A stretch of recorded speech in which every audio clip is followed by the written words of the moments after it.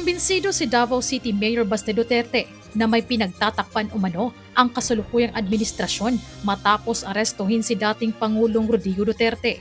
Sa inilabas na pahayag ni Mayor Baste, sinabi nito na ginagamit lamang umano ng Marcos administration ang pagkakaaresto sa kanyang ama para takasan ng issue ukol sa national budget. Muling iginiit ng alkalde na walang jurisdiksyon sa Pilipinas ang International Criminal Court.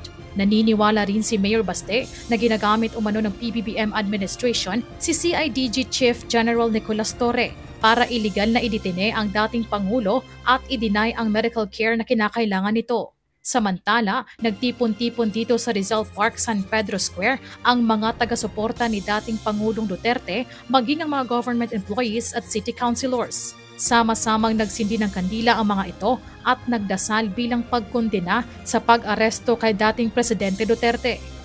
Patay dito, ay kabala ka na alam ito sa likod, anda mo alalay o i-opera mo kinabuhi para lang sila.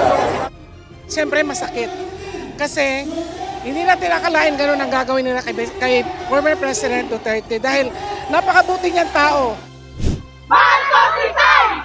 Marcos resign! Marcos resign! Nananawagan ng ilang Dabawenyo na magbitiw na sa pwesto si Pangulong Marcos Jr. Samantala sa isang pahayag ng hugpong sa Tawong Lungsod Party, tinawag nitong direktang pag-atake sa demokrasya ng bansa ang pag-aresto kay Digong.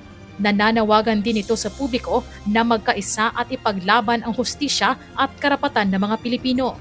Marisol Montaño, UNTV News and Rescue. Diyos ang aming sandigan, serbisyo publiko ang aming pinahahalagahan.